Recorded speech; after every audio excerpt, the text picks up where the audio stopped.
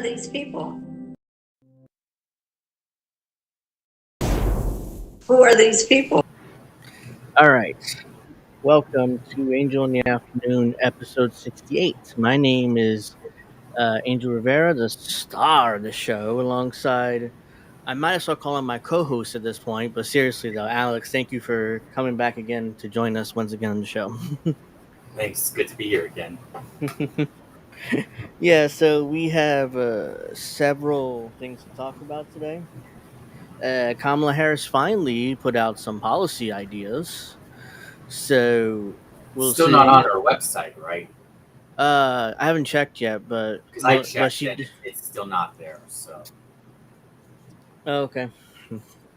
you I can don't know. pull it. Yeah, I'll pull it up, but yeah, we're also going to talk about the Trump Musk interview from a few days ago, Mhm. and we'll also talk about if we get to it, the entire corporate media, professional left media, in the tanking completely behind Kamala Harris. So Yeah.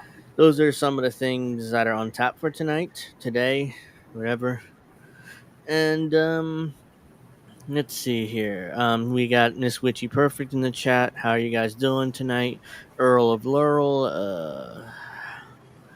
I think that's all for now. But yeah, welcome, everyone. Make sure if you haven't, make sure you give me a like. Please subscribe. All that good stuff. Oh, by the way, I'm debuting my new mic arm. So let me know if there's some issues with the mic or something. I'm too close or I'm too far because I don't. I still have to play with it. So. But yeah, let's get to it. So, and this is something I, didn't mention, but I'm sure everybody saw it because, I made the rounds. Let's see. Yeah. Here we go.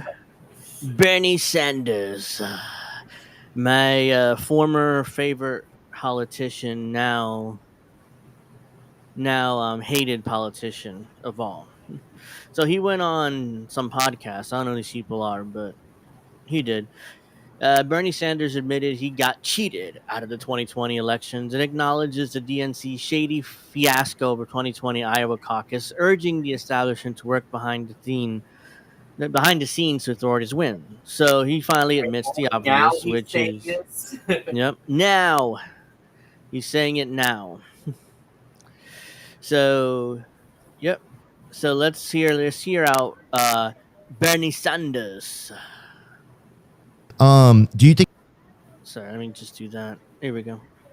that Kamala Harris is the best person to run against Donald Trump right now?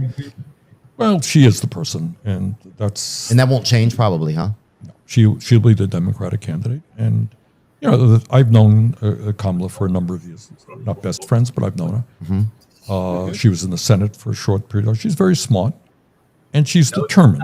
I mean, above and beyond her views on the issues, which I support most of them, not all. Pause right there. You got to give credit to somebody. Which issues do you support? Is it you think she supports Medicare for all or free college, $15 minimum wage, or do you support her on the genocide in Gaza, the Ukraine war, and the other horrible policies that she's done? Which policies is it, Bernie? That's a good question because for me, he's just being a good little Democrat here. But a black woman to move up the ladder, that ain't easy stuff. There's a lot of resistance to that. And she's persistent, she's strong, and I she's respect persistent, that. She's strong. I think she'll be a good candidate. I was interested that Trump apparently backed out of a debate with her on ABC. Actually, that's not true, Bernie. What he did was he said, "Well, I plan to debate Biden. I didn't plan to debate Kamala." So obviously, he backed out at the time. Now I'm not sure how old this is, but now he's agreed to a debate with Kamala on ABC September 10th. Yeah. Which is a Tuesday. Which I intend at least me, I would like to do a reaction to it. So we'll see how that turns out. I just read a tweet from Nick Cruz on X that it showed that reportedly Trump is hiring Tulsi to give him advice for. Yeah, I saw that, and Yeah. it's actually pretty smart of him because Tulsi was the one who destroyed As Kamala long as Harris. Tulsi gives him the right advice. Yeah, destroys her political career in 2020. Yeah. But yeah, I mean, it'd be a good idea. So for at least for Trump, he's excuse me, he's preparing properly. At least unless Tulsi gives him bad advice, but. Yeah. But she should definitely basically say, "Look, you see what I did here? This is what you Yeah. should do, and that's it. You'll destroy her because she has nothing." And I also read yesterday that Trump brought back Corey Lewandowski, or whatever you pronounce his last name. So maybe it's a sign that he's, realizing that his attacks towards Kamala aren't working. So maybe he'll give him better strategy. Maybe my mic is too close. I tried, because Steph says I'm cracking, but all right. Hopefully that's better. You heard what I said, right? Kind of. I mean, I was busy I was playing saying my that mic. Trump, that maybe Trump's realizing that his attacks towards Kamala aren't working, so he brought back Corey Lewandowski. If that's how you pronounce Yes. Yes, I did see that, which is like, well, he's the one that helped Trump win 2016, so it's not. It seems like Trump is going to revert back to 2016 Trump, and if that's the case, that's very bad news for Kamala Harris and Democrats in general. But let's finish off Bernie Sanders here. I wouldn't. I have debated her, as a matter of fact. She's tough. She's tough.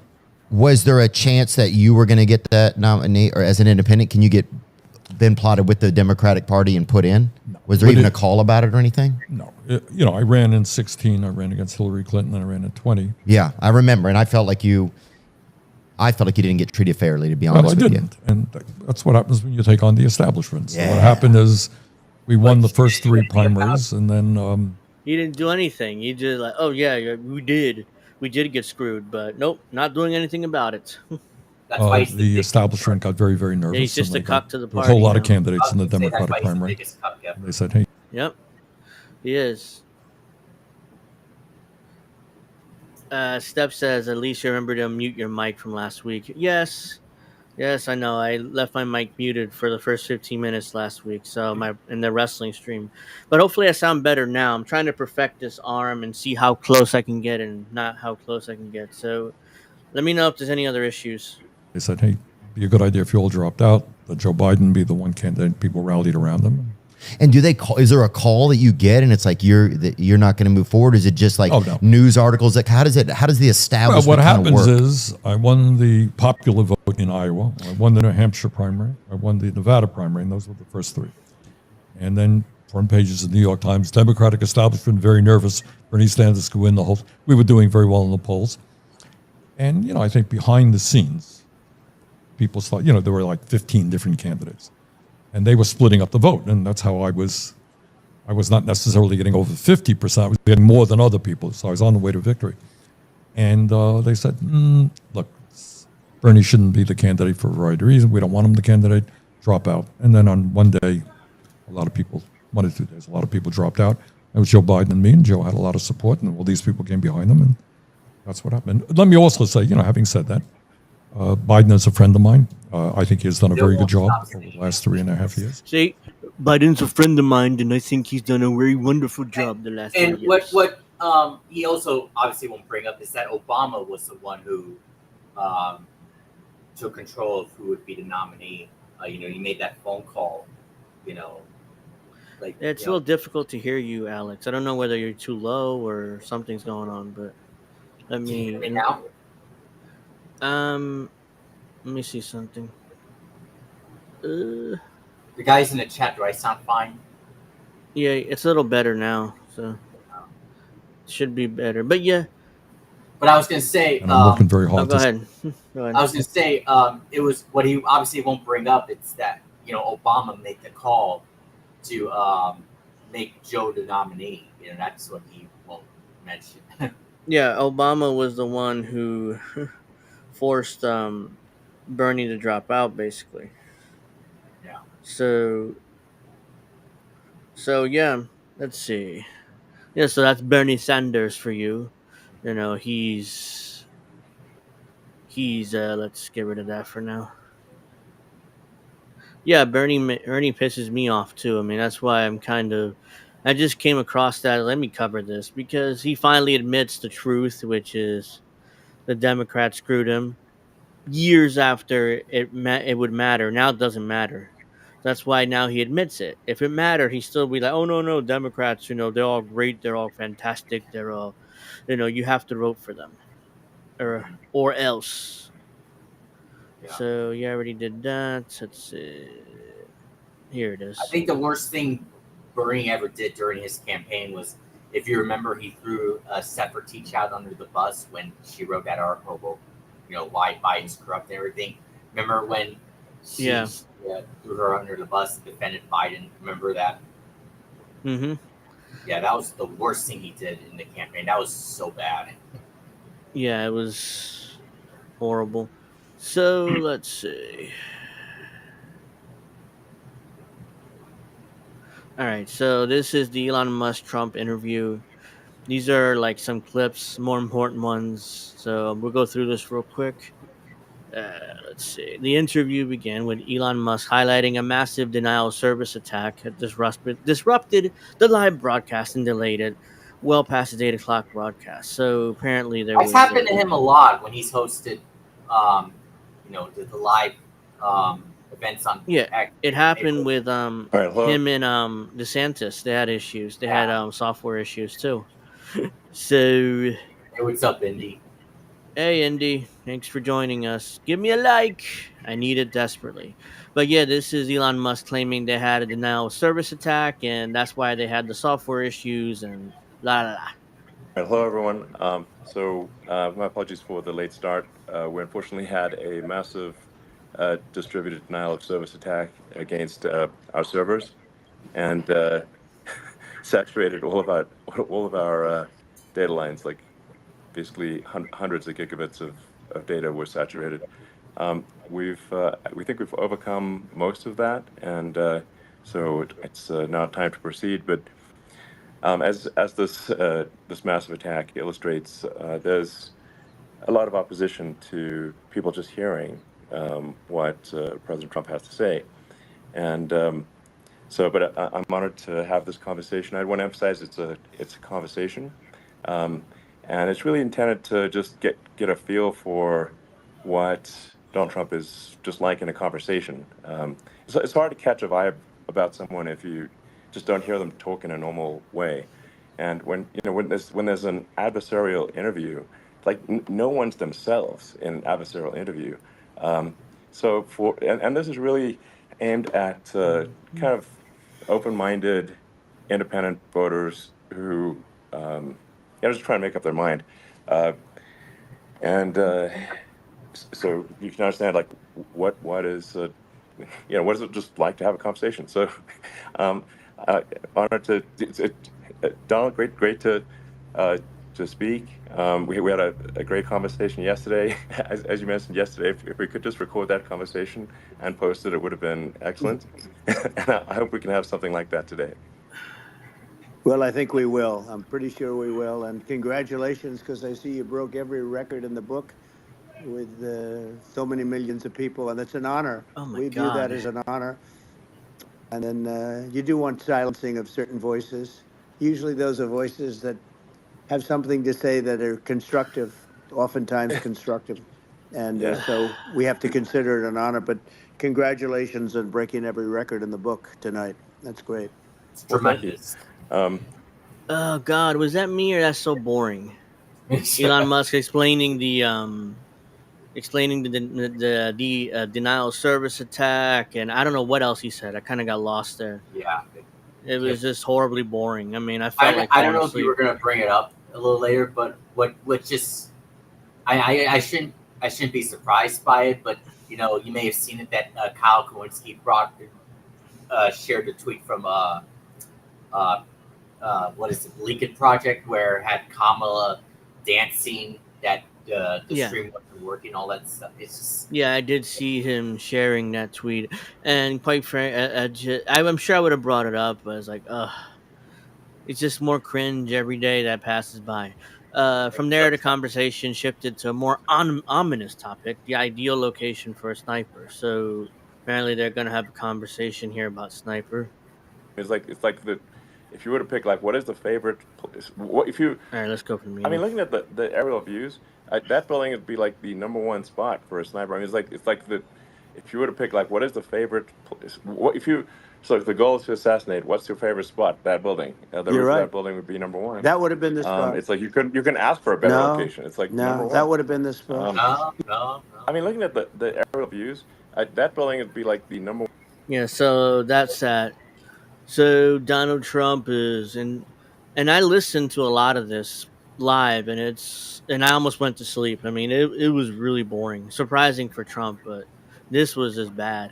I'm not sure it was Elon Musk who made it boring, or it was just Trump. But Musk praised Trump for his response to the assassination attempt, noting instead of retreating, Trump continued to fight with a defiant spirit.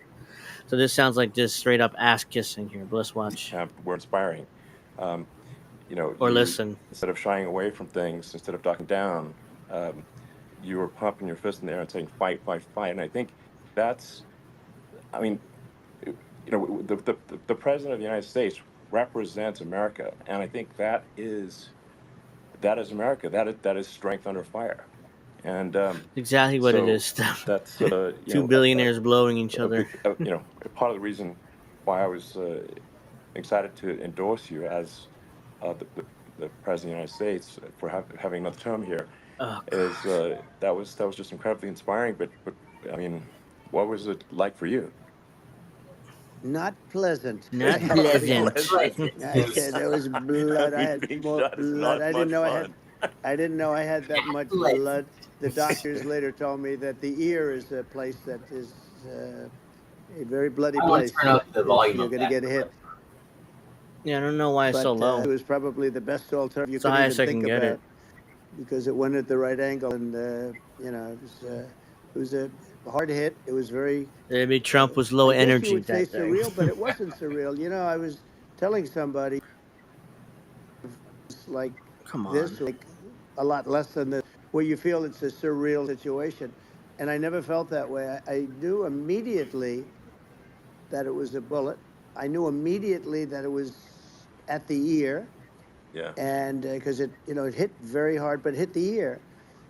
And I also heard people shout, "Bullets, bullets!" Get down, because I moved down pretty nicely, pretty quickly, and we had bullets flying right over my head after I went down. So I'm glad I went down.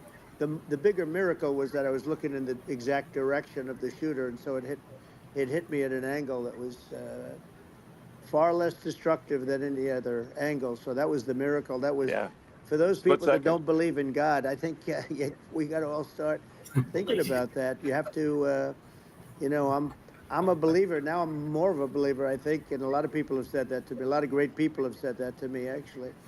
But it was amazing that I happened to be turned just at that perfect angle, and all because I put down a chart on immigration that showed that the numbers were so great. I love that Hey, chart Jeff, even thank more you now. for joining. Maybe that's a sign. Shut It's up. an immigration sign. You This is highlighted super a boring. I serious don't know if issue. you guys think it's boring, but holy crap. It is. I But kind of I lost thought- track there. Well, yeah, Go ahead. I thought the most ridiculous part of the stream meeting or whatever you call it. I don't know if you've heard before, but Trump was saying he took credit for destroying that pipeline or the thing that Joe Biden destroyed. Trump's saying that he destroyed it or whatever. It's like, what are you doing? You dumbass. Yeah, he's admitting to destroying it, even though he didn't do it. What's this? Legal immigration. Oops. Trump discussion turned to policy with Trump criticizing Vice President Kamala Harris for her hypocrisy. And this might be a little more interesting. But we also need to shut down illegal immigration and especially unvetted illegal immigration because and that's not the same as saying that everyone who's an illegal immigrant is bad. In fact, I think most Yes, people. that's a good point, Jeff. Elon Musk bought platforms and money from government contracts, apartheid inheritance, and corporate fuckery. It's just what it is because he made his fortune with government contracts basically here in the U.S. Because through on SpaceX and stuff, and so Good people point. who are Great illegal point. immigrants are actually good, but you can't tell the difference unless there's a solid vetting of who comes across the border. Does that accurately 100%. represent your position? I say it Okay. very simply. They have to come in legally. They have They to have come to in be legally. checked. Because look, Kamala was the border czar. Now she's denying it. Everything that I do, she's Yeah. saying she was strong on the border. We're going to be strong. Well, she doesn't have We're to gonna say it. be She could close it up right now. They could do things right now. It's horrible. No tax on tips, and all of a sudden she's making a speech and there will be no tax on tips. I said that months ago. She's And by stealing. the way, they To had be just the fair, she's opposite. stealing Trump's policy there Yeah. about no tax on tips, and blatantly, by the way, and the media didn't call her on it and said, "Oh yeah, Kamala Harris, great policy idea, no tax on tips." Meanwhile, they're all ignoring the fact that Trump said it And first. the fake And progressives are all buying it. They're all shilling. yeah, and I'll get to Kamala's policy agenda in a second, but also they at the time when Trump first came up with this, they criticized Trump. I'm like, oh well, it's unrealistic policy proposal. Kamala does it. Oh, such a great progressive policy idea. We love it. And like it just blatant hypocrisy. Nobody calls her out either for stealing from Donald Trump's policies. Even I don't know whether he definitely wouldn't pass it, but I'm just saying he said it first. They had not only tax on tips, but they hired 88,000 IRS agents, and many of them were assigned to go get waitresses and caddies and all of this on tips. They have a policy. They had a policy that they were really going to go Is after. it me or speaking with a lisp? He's like, it's like, it's like he's giving liberals ammunition to say he's too old to run for president, just based off that, Yeah. off this To go performance after here. you, and we're really harassing people Harassing horribly. people. And then all of a sudden, for politics, she says, she comes out with what I said, which I think is very hard. These people are fake. Now they're also saying they did a good job on the border. We had the worst numbers in the history of the world, not of our country. There's never been a country in history that has had a catastrophe like this. We've had, I believe, and I think you believe this too. You hear 12 Yeah. million, 13. I believe it's over 20 million people came into our country. 20 million Many people. coming from jails, from prisons, Jails. from mental institutions, or a bigger version of that is Yeah. insane asylums. And Insane asylums. He's speaking with a lisp. Yeah. So let's see anything else. Musk has issued a dire warning about the future of America. Border policy continues. So is Elon Musk sucking himself off? We'll see. border security. Where's he been for 3.5 years? For 3.5 years, Yeah. No. we have 20 million people I think poured in.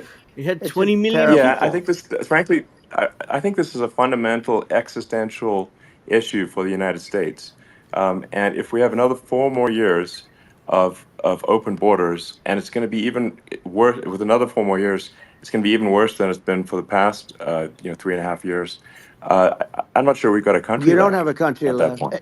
Elon, if they get in, you will have 50 to 60 million people from all over the world, not South America only. We think of South America, we think of Honduras and El Salvador, Guatemala, and Mexico, the four.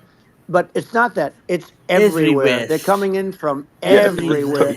And I had to stay in Yeah, I Mexico. think this is a super important Yeah. point. Like people, it's like basically when I went down there, I was like, well, where are people from? It's like almost no one was from Mexico. to No, be clear. Mexico less. It's just less it's just of the the border. It's just the That- border with Mexico, but the people coming in, it's Earth, the rest of Earth, and America is only about 4 or 5% of the population of Earth. It would only take a few percent of the rest of Earth to overwhelm everything in the We're US. already So- overwhelmed, With- Elon. We're over. All right. So it seemed like Elon Musk was trying to talk over Trump. Like, oh my God, he has such a lisp. Okay, let me talk over him. So he shuts up for a few seconds. Holy shit, it's just bad. I didn't realize how bad that lisp was until I'm listening to it now. I think that's it. Hold on, let me see. I don't know why I went all the way back to the top. This is the IQ part. Trump loves going He on had a about low the IQ IQ. 30 years ago, by the way, but now he might not even have a IQ at all. There's nothing on the board that goes this low. He said things that were so stupid So stupid. that war had zero chance of happening if I were there. Zero chance. Zero He was saying sense. everything the opposite. Everything the opposite. And it's so sad It's so because sad. many more people have been killed in Ukraine than you read about. You don't read about how bloody it is and how disaster. Sure. Hey, look, just in the two armies, you lost 500,000 people. He lost his. And, Yeah. Ukraine's having a hard time. Ukraine, I don't know if you saw the article recently, and it's true. You don't hear the true story. But if you think about it, Russia's gone, Russia defeated Germany with us, and they defeated Napoleon. They've been around a long time. They're a big fighting force. And they defeated Napoleon. And very unfair. Russia defeated Germany and Russia defeated Napoleon. That's not wrong, but that's not what U.S. history teaches us. Especially for World War II, is like the United States and the Allies were the heroes in that war, especially on the Eastern Front. The Western Front, we didn't do dick, but it was all Russians. But the Eastern Front, at least we were the heroes there. And by the time we got to Germany, the Russians have been there for days. So we didn't do anything when it comes to defeating Hitler. And again, with Napoleon, he's not wrong, but it's not what history teaches us. I mean, he's going off script there. And Ukraine now doesn't have enough men. They're now using young men and very old men to fight. And again, that's not wrong. The Ukrainians are running out of men. They're using old men and I'm not sure I'm allowed to use the word, but I'm using it anyway. Retards, slow people to fight. So that's what they're using now to fight the Russians. We're in a very bad position, and I'm not going to blame exclusively, but I can tell you I could have stopped that, and a smart president could have stopped that. It wouldn't have happened. But we had a man that actually made it more prevalent. It was so bad, the words that he was using, the stupid threats coming from a stupid face that he was using. A stupid threat coming from his stupid face. What?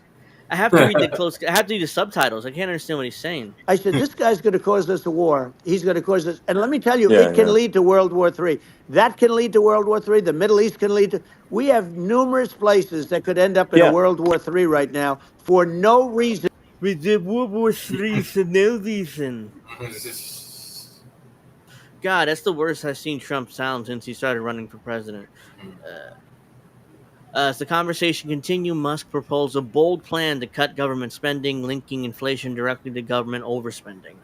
So this is the part where Elon Musk basically reveals the truth. Like, he wants massive government cuts in spending. The inflation, it doesn't matter what you make. The inflation is eating you alive. If you're a worker or if you're just a middle income person, you can't afford. 4 years ago, 5 years ago, people were saving a lot of money. Today, they're using all their money and borrowing money just to live. It's a horrible thing that's happening, and we'll end that quickly. Well, I think a lot of a lot of people just don't understand where inflation comes from. Inflation comes from government overspending because the checks never bounce. That's an oversimplification of inflation. When it's written by the government. So if the government spends far more than it brings in, that increases the money supply, and if the money supply increases faster than the rate of goods and services, that's inflation. So I really, guarantee you, Trump didn't know that. He's like, right. Trump didn't have a clue what Elon Musk just said there. we need to have we need to reduce our government spending, and we need to re-examine. I think we need like a government efficiency commission to say like, hey, where are we spending money that's and we need to live with it. I would be fine with that if they massively cut the Pentagon budget. Yeah. If not, then this is just pointless. This is just austerity measures to cut social programs. That's all that Elon Musk's talking about. If he's talking about the Pentagon, that this government efficiency agency is going to cut the Pentagon, I'm fine with that. Like, let's do it. Let's go right now. Live within our means. We're currently adding, I think, $1 trillion to the deficit roughly every 100 days. That's right.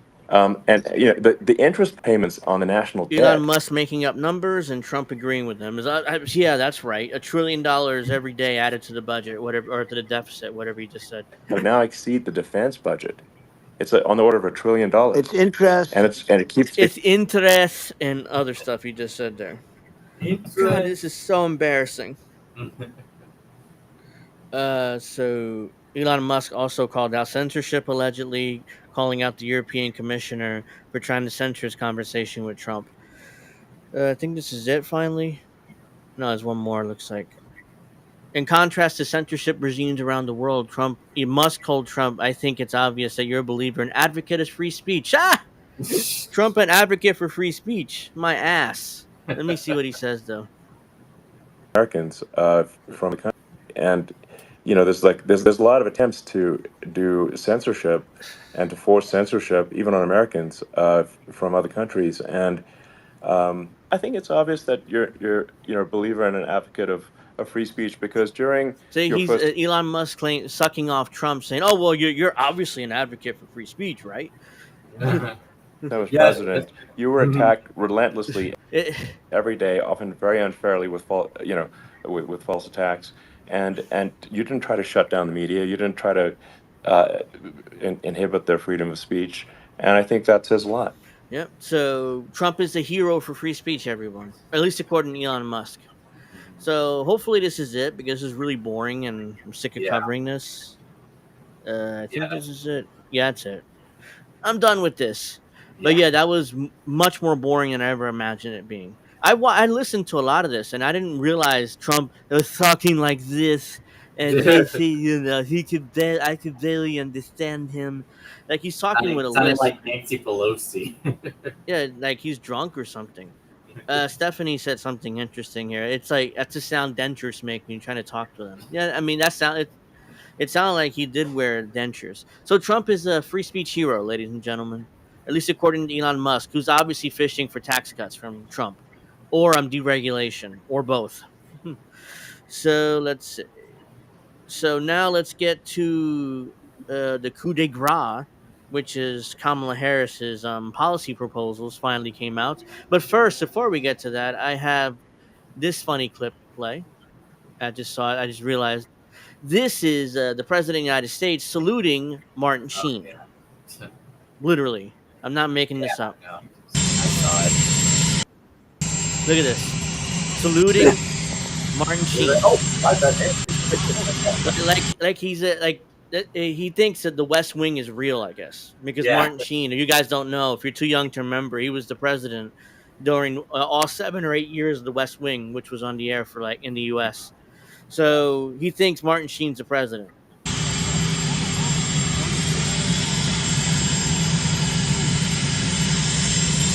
So it's like he acts. When you notice, he does this. Like he kind of does this, and then he's like, "Oh shit!" I mean, and did that. So I know he did it. It was an accident. I had some people in my mention saying, "Oh well, obviously he was just joking. It wasn't real."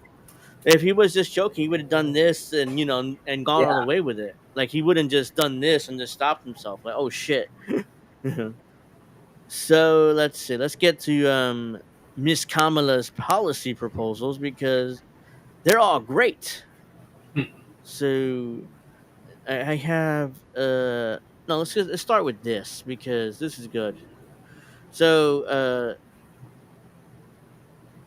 is it still that bad, or am I getting too close to the mic? I guess I'm getting too close to it. I have a habit of doing that, but let's get to that. Next time, this is due dissonance. Next time you say Democrats didn't do anything for you, remember, thanks to Joe Biden, you can score some arthritis meds for a cool $4,695. So these are all the drugs that they negotiated. They're making a big deal out of this because the official White House letterhead. Yeah. So Eliquis for blood clots, list price $531, negotiated price $231. Jardance for diabetes, heart failure, chronic kidney disease, $573 list price, $197 negotiated price. This is still very expensive, but they're running with it. For this medication, Xarelto, I think that's how I pronounce, for blood clots and coronary artery disease, $517. Blood and the negotiated price is $197. Still very expensive. Januvia for diabetes, $527, $113 negotiated price, still very expensive. This medication for diabetes, heart failure, kidney disease is $556. You get the point, but look at these drugs down here.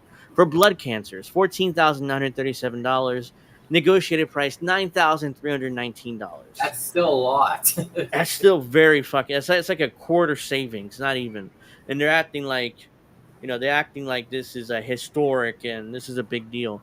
And it's not even for all drugs. These are only the only drugs ever negotiated. Yeah. The other drugs, Stellaria, 13,836. Sorry, negotiated price $4,695. This is for psoriasis, arthritis, Crohn's disease, and colitis. And FIASP, this is for diabetes too. Is $119 negotiated price, $495 list price. So I'm assuming this is per bottle. This is per bottle of drugs. If it's per bottle, let's say 30 pills or whatever, it's still very expensive. This is all insanely expensive. So yeah, this is nothing to celebrate. This is quite embarrassing, in fact, for the administration. But they're gonna keep celebrating it. So, hey D, what's going on? Thank you for joining us. Make sure you like. Thank you. It's been a while. I haven't heard from you. Thank you. I mean, I tend to do this or move it in. So I apologize for that with my mic.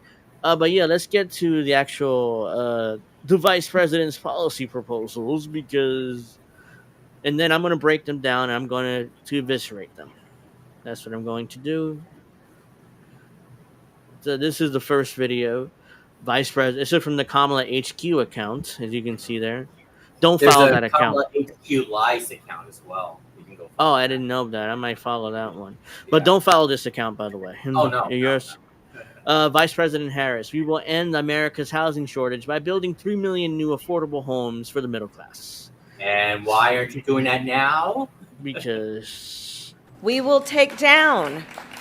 Because you have to elect her first, Alex, and then she'll do it. We swear. Oh. That's how this game is played. Barriers and cut red tape, including at the state and local levels.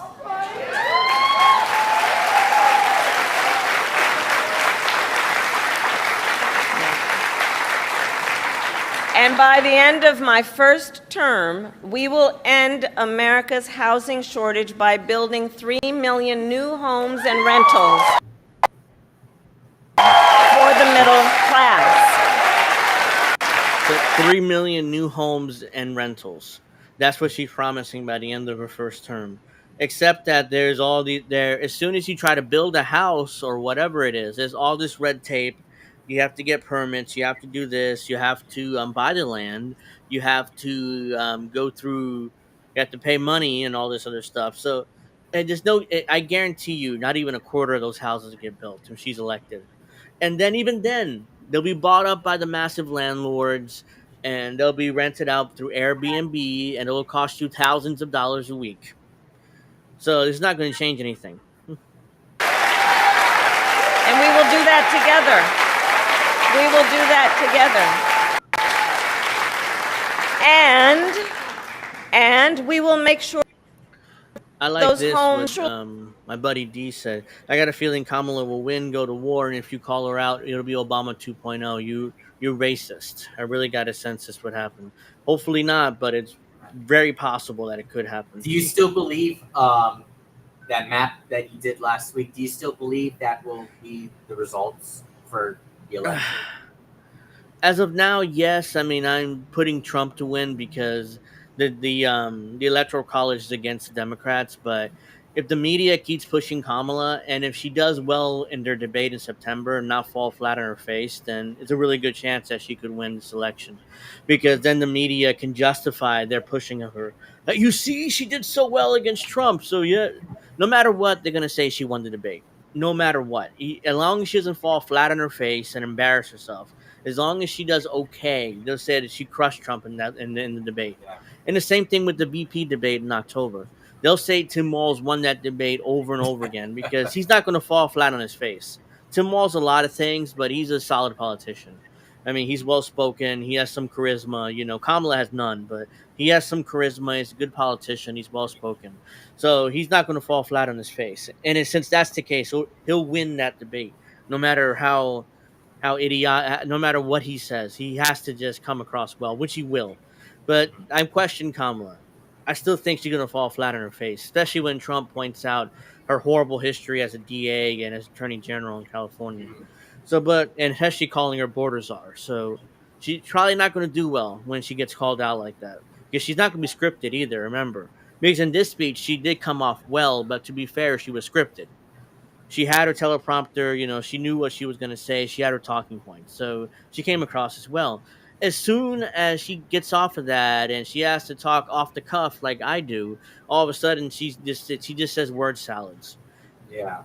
So let's see what she says. Actually go to working and middle class Americans, not just investors.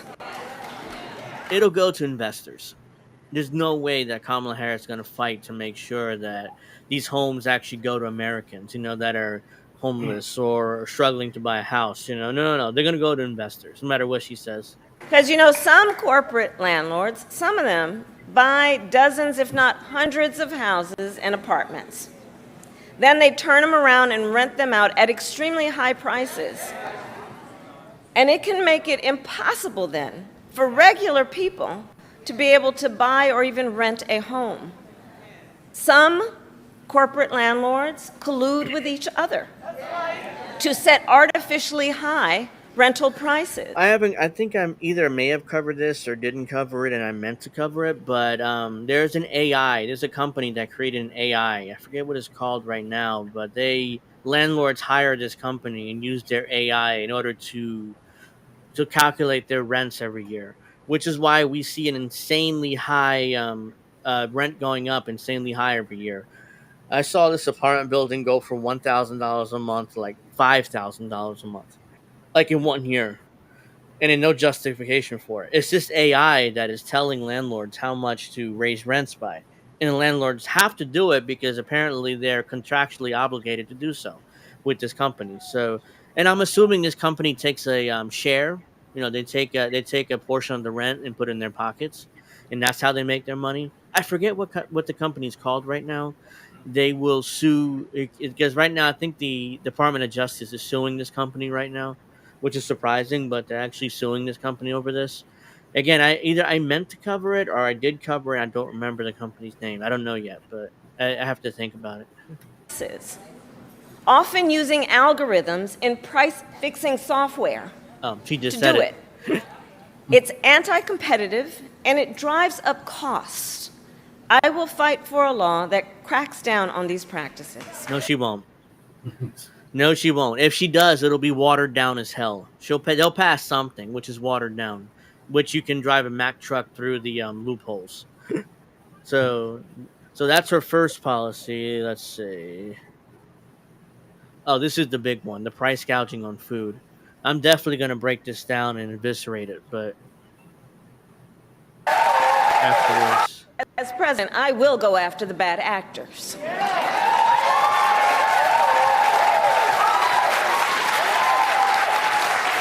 And I will work to pass the first ever federal ban on price gauging on food. No, it's not price gauging. It's price gouging. She butchered that, and she has a teleprompter. It's not price gauging. It's price gouging. Yeah. Let's see. Stephanie says, I'm not sure who voice I want to hear less from the next 4 years, Trump or Harris. At least they hid Biden. We don't have to hear him much. Yeah, man. I fucking loathe election years. I do too. But they're fun to cover at the same time because I get to make fun of these politicians. But yeah, by the way, Kamala, it's not price gauging. Price gauging on food. It's price gouging. Let's just get that out of the way. She butchered that. I think her staff. My plan will include. As soon as she said that, her staff did this. Like, I guarantee you, because like, come on, we practiced this, and you butcher it like that. It took her a month to come out with a policy agenda. A month after she entered the race. So they had plenty of time to craft and to practice this speech over and over again, and she screws up. New penalties for opportunistic companies that exploit crises and break the rules, and we will support smaller food businesses that are trying to play by the rules and get ahead.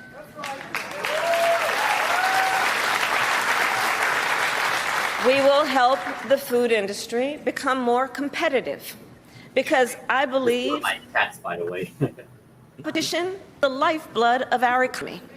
More competition means lower prices for you and your families. So that's Kamala Harris's genius idea to cut food food gauging prices. So yeah, and I'm going to try to break this down. Look, I'm not an economist. I'm not anything like that, but I could tell what's going. I can basically tell you what's going on here. Why are food prices so high? Let's examine this for a second. Partly it's because of inflation. Inflation being so high that everything costs more, like food and like growing the product and the pesticides and whatever they use to protect the food, even though that's poisoning us, which is a whole nother thing. But that's part of their expense too, from uh, from actually um, from actually picking the food, which is pretty cheap because they mostly use illegals. But I digress. That's still an expense, though. From picking the food to putting it in trucks to driving it across the country to protecting to putting it in freezers, depending on what foods we're talking about here, on refrigerators and refrigerated trucks, getting it to distribution centers, packing it, putting it in the proper trucks in order to get to stores around the country, to the workers that put it on the shelves, to finally you get that final price for your food. Whether let's keep it simple, a carton of eggs, a dozen of eggs, it's like, let's say it's $8 for a carton of eggs, which honestly I've seen it that expensive in certain parts of the country. Here in New Jersey, I've seen it as high as like $6 or 6.50. But let's say it's $8.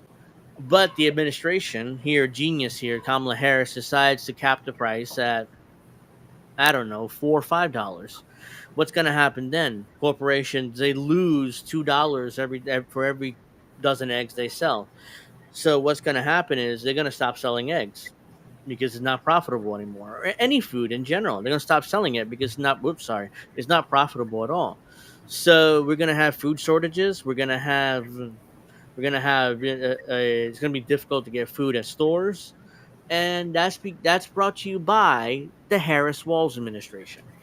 And if that happens, that's like the worst case scenario. But if that happens, Republicans will rule the White House for decades, kind of like they did post Lyndon Johnson. They ruled the White House from like 69 to like 93. They only had one Democratic president within that 30-year period. But so that's why those policies, the price gouging of food. Yes, and it's also, let's keep it real. It's partly because of higher wages. And again, I'm not saying higher wages are bad. Higher wages are great. I mean, we all enjoy higher wages. Yeah. It's just that that's labor cost. And for corporations, what are they going to do? They're going to pass that on to the consumer. Like a lot of cities and states in this country are voting for higher minimum wages through ballot initiatives. That's great. We all deserve higher wages. But these corporations, they're going to naturally pass the cost on to their consumers. They're going to put that cost onto them. So that means our products are going to cost more, especially food, even electronics and everything like that. But we're discussing food in this case. So our prices are going to go up. So there's also supply chain issues, which is a whole other thing from COVID because the liberals insisted on shutdowns, in which caused supply chain issues, which has also caused inflation. So it isn't as simple as saying food prices are too high, it's corporations' fault. So let's put price controls in order to make the prices lower. I wish it was that simple, because if it was that simple, we just do it and we can all save money. But I digress. I don't know what you think about that, but I agree. all right. So let's see. Abby says they're clapping for shit, and she's supposed to have been already been doing. Oh, that's a great point. She's the VP. She's a part of the administration. Why is she not doing this now? Why is she not doing some of this now, as Alex said and as the chat said? Because she's like, well, I can't do it now. I'm the VP, so you have to elect me. You have to make me president, and then I'll do one or two of these things, but very watered down with a million loopholes. That way, nothing changes. And So then my Kyle donors get Kornstein, be happy. Vanguard, TYT, all those people, they'll suck it. They'll all gobble it up, and Yes, you know, they're all falling for this shit. At this moment, when everyday prices are too high, he will make them even higher. Harris talks about Trump's raising taxes on basic necessities. Mhm. He's referring to tariffs, by the way, because Trump wants to institute more tariffs or to do more protectionism, which is supposed to be a Democratic policy. Whoops. I actually have to share my screen first. Very genius, Cynthia. You didn't bother sharing your screen. There you go. But yeah, what she's talking about is Trump's wanting to do tariffs, which is a protectionist policy, which is something allegedly Democrats are in favor of. But yeah, let's see what she has to say. Share what Donald Trump plans to do. He wants to impose what is, in effect, a national sales tax on everyday products and basic necessities. Has Trump talked about a national sales tax? Unless I missed it, I don't think he has.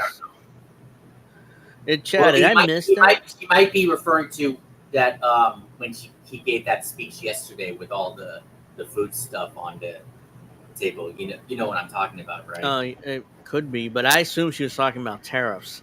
I didn't know she was talking about a national sales tax because some Republicans have proposed this, but as far as I know, Trump never did, or hasn't at least, unless I missed it. It's possible. So if someone in the chat can say yes that he's definitely proposed this, then okay. But as far as I know, he hasn't proposed this, and this isn't true. Necessities that we import from other countries. That will devastate Americans. It will mean higher prices on just about every one of your daily needs. A Trump tax on gas, a Trump tax on food, a Trump tax on clothing, a Trump tax on over-the-counter medication. And economists have done the math. Donald Trump's plan would cost a typical family $3,900 a year. Okay, that's where she got that number from, because they tweeted out this number that Trump's policies would cost Americans $3,900 a year. Like, where'd you get this number from? It's like these alleged economists say that, it'll cost families $3,900 a year for Trump's tariffs, which is what she's referring to. She's referring to tariffs in this part of her speech there. Yeah. Because they're trying to do protectionist policies, which means that, and to this day, we still do it.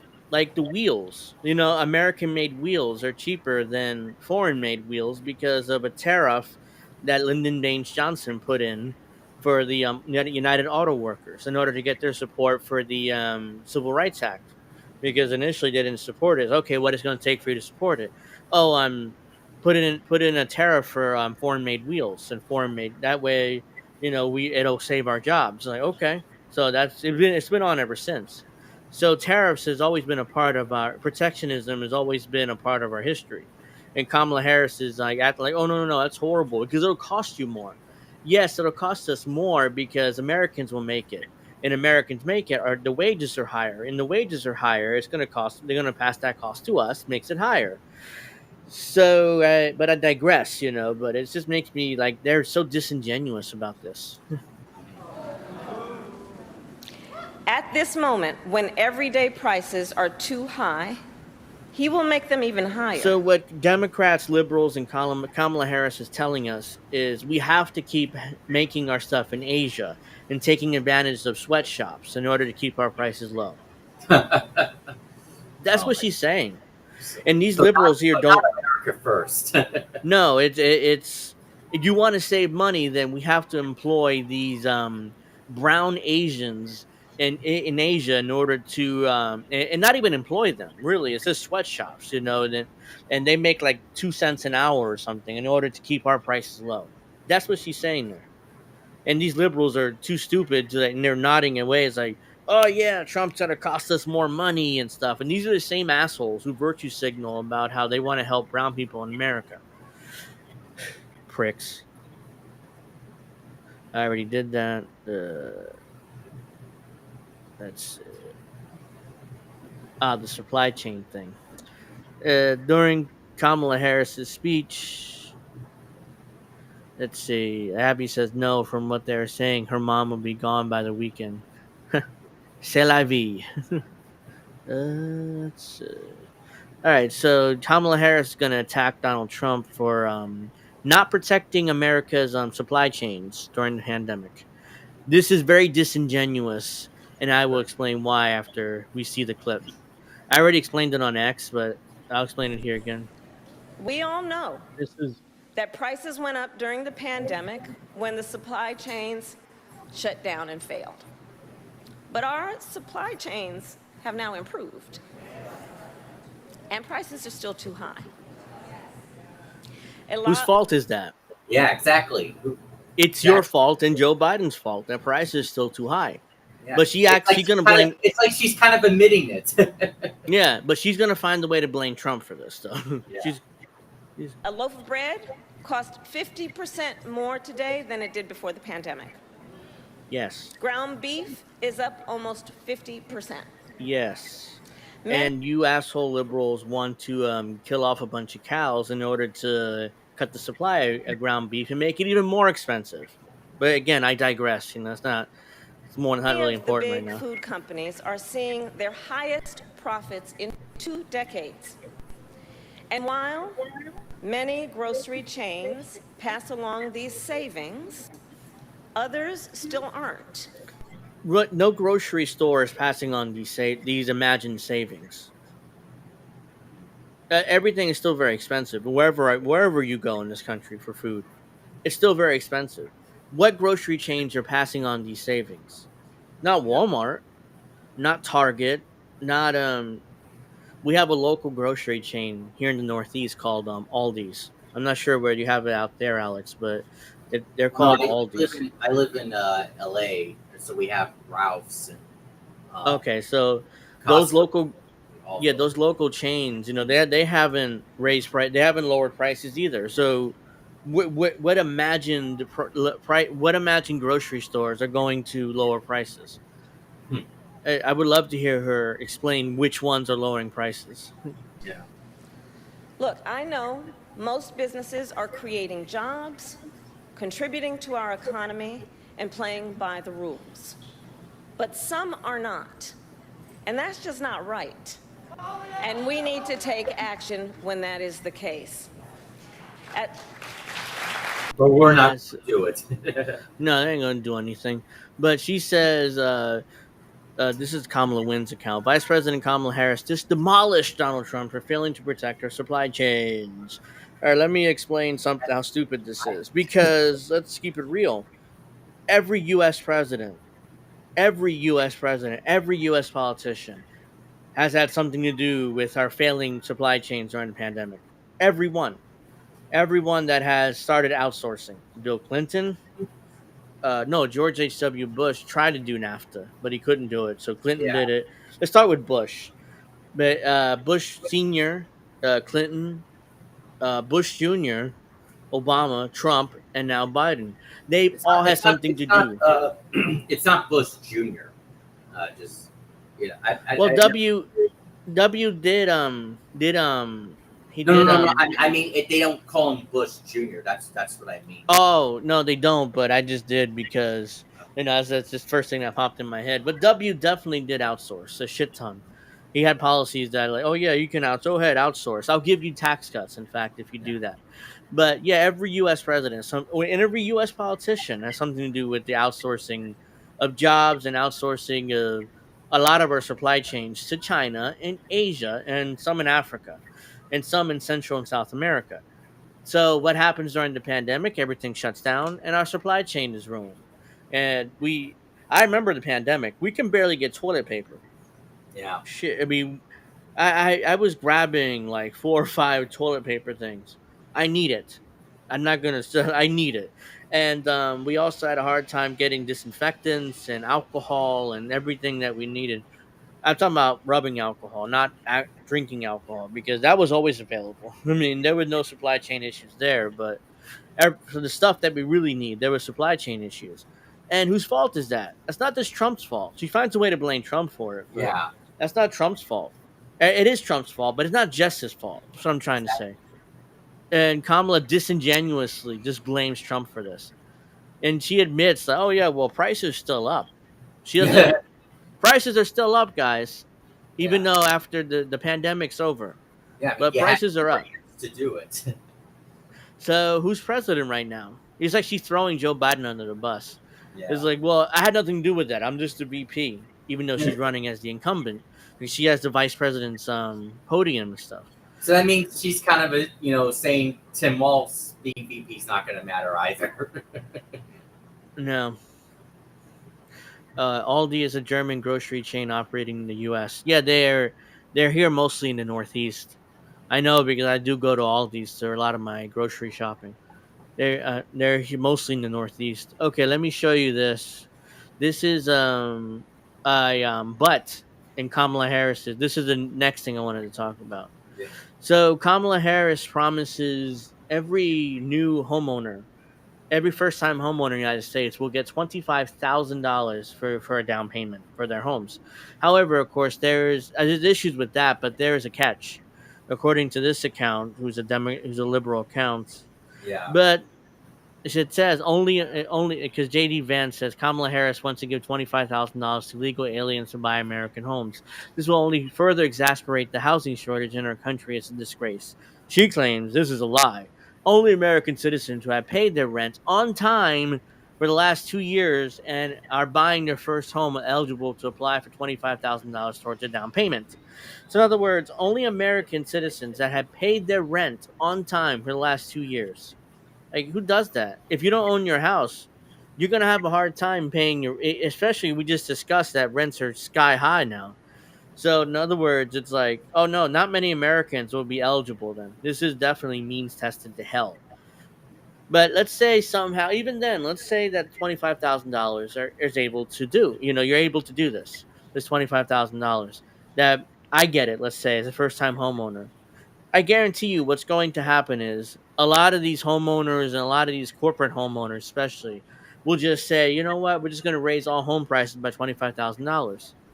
So that eats away this gift that you get from the government. And then you have a 30-year mortgage, which has an interest rate of 6 to 8%. And if you need the government to give you $25,000 for a down payment, that also tells me that you can't afford the home. So you're probably going to lose the house, and then we're going to be in the same mess anyways. Difference is it'll cost us hundreds of millions, if not billions of dollars in taxpayer money. So I'm sorry, this is more virtue signal and grandstanding. This is not going to actually do anything policy-wise to get more Americans into homes.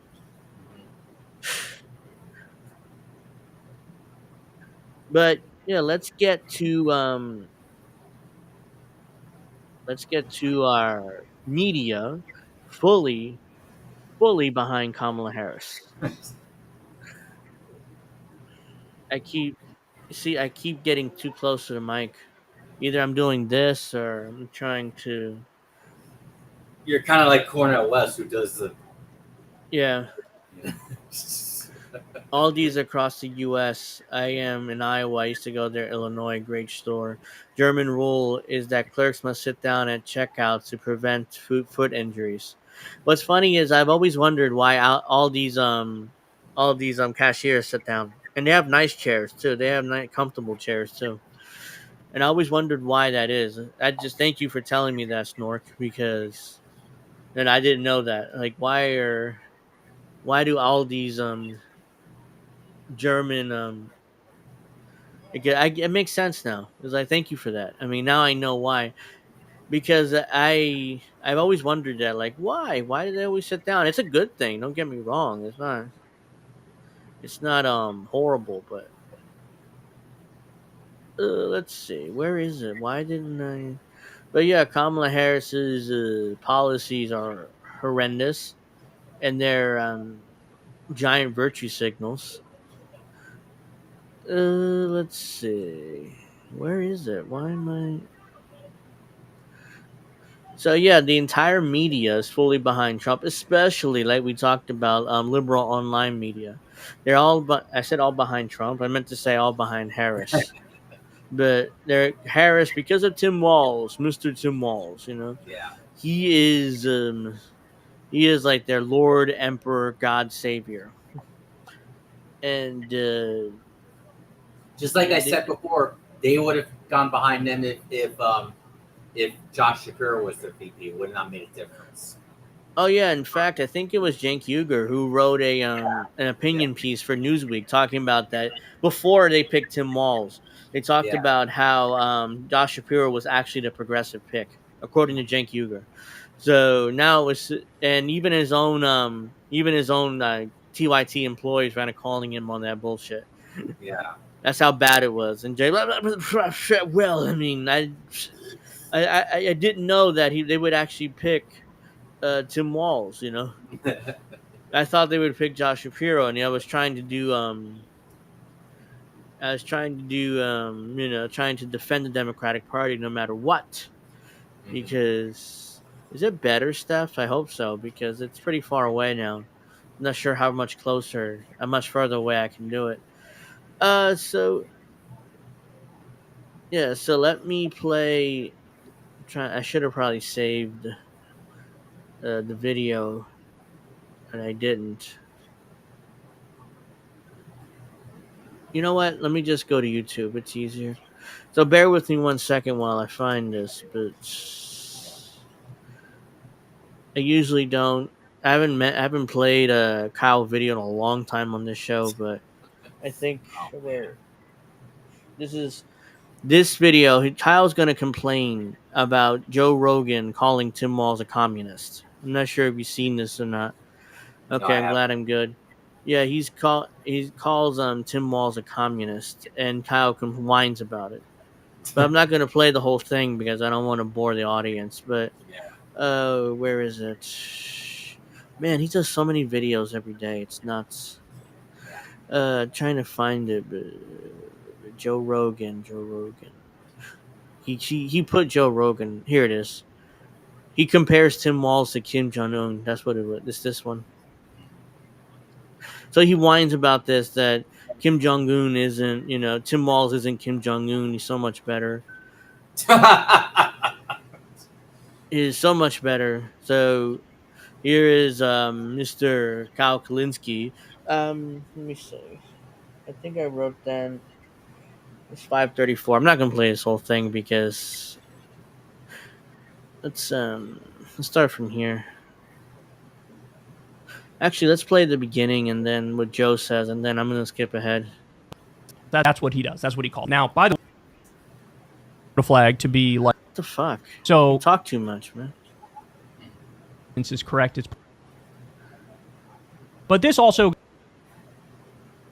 right, is they're radical socialists. That's what he does. That's what he calls. All right, when he actually plays the clip? Oh, here it is. So he spends like nearly 2 minutes talking nonsense for no reason about Tim Walz and Kamala Harris. But again, the genesis of the conversation was more about Tim Walz. Listen to this. The flag doesn't bother me that much. If the people in Minnesota like it, like who cares? It's just a star and some colors. The real problem is when you discussions of things that are like openly Marxist philosophies, when you hear talk about equal outcomes and and not just equal opportunity, but that we all need to arrive at the same place, equal outcome talk. There's only one way they can do that, and it's by forcing you. Well, it's by everyone having nothing. Yeah. That's the only way to have things totally equal, because you can't have everyone have everything. That's impossible. Right. There's no way. There's not enough resources. And so for equal distribution, that has to be enforced by law. So that has to be enforced by the government, and the government generally does not have equal. They have much more than you. And that's Fidel Castro in Cuba. That's North Korea. That's virtually every communist country that's ever existed. You have a military dictatorship that decides what you can and can't do with your time. Sure. And all under the guise of making it better for everyone. And that's exactly what they did to North Korea. When they took over people's farms, they said, we're going to take over the farm so that everybody has food. Yay, good. Now everyone's starving. Right. And the government has all the food. He brought this up in the context of a conversation. So he's going to complain about how Tim Walz isn't a communist for the next few minutes. Like, who cares?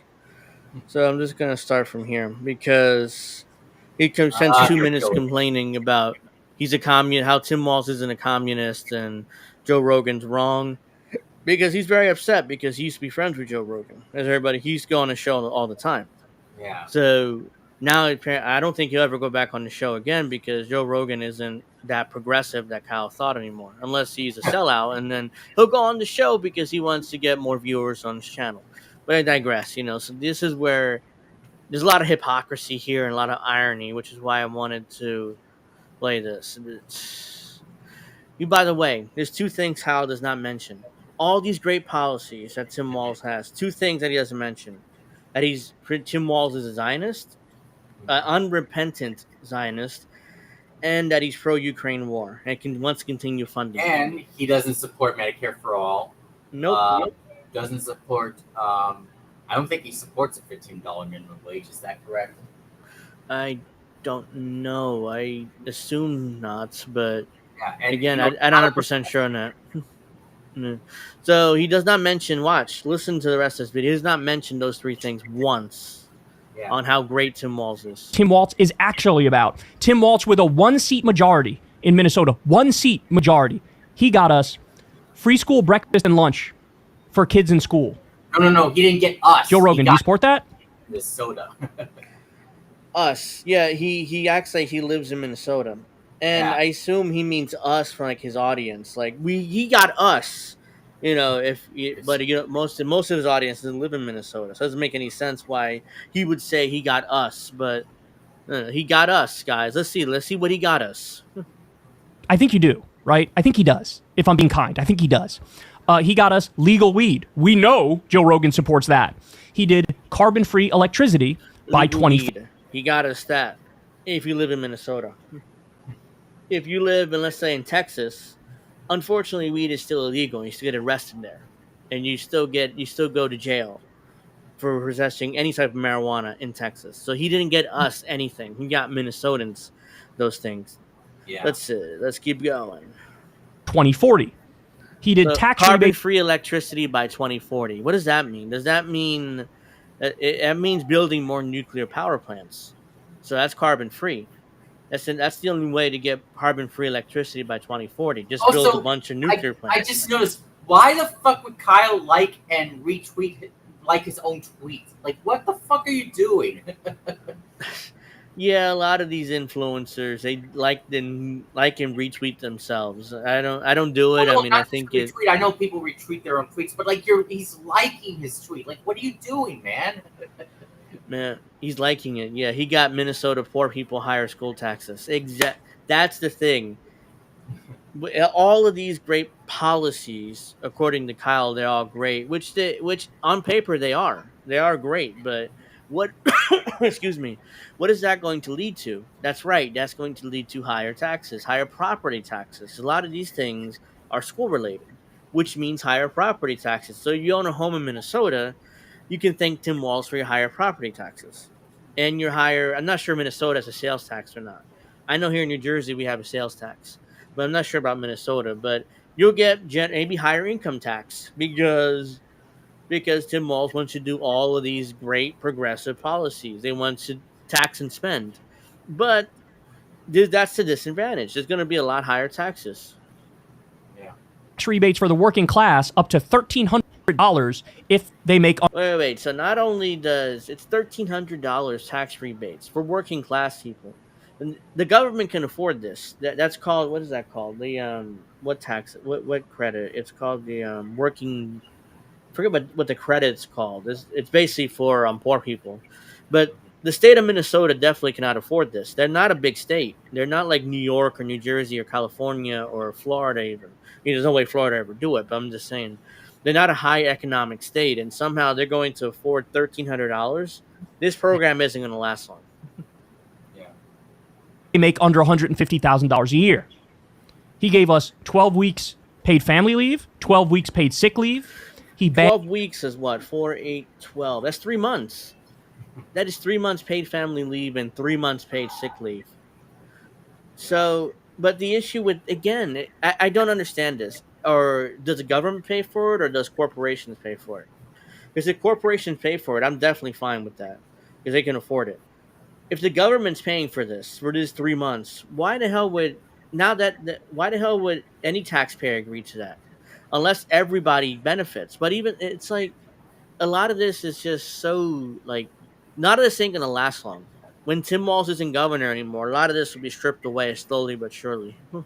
Yeah. He banned gay conversion therapy because it's a scam and it doesn't That work. isn't going to be stripped away because Democrats they hate gay conversion therapy, so that'll stay in the books. But the rest of this stuff, especially the economic stuff, will go away.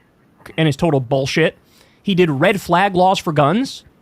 That's to make it so that if somebody's posting on social media, I'm going to go shoot up my school tomorrow, you can legally take that person's guns, because it would be fucking insane to not be able to legally take that person's guns. He did universal background checks for guns. This guy hunts. This guy has guns. This guy believes in the Second Amendment, but he believes in basic regulatory functions to make sure we keep the guns out of the hands of. So Fred Edwards says something interesting. Carbon-free electricity is impossible. Just the concrete for nuclear reactors produces CO2. I didn't know that. That's something I learned there.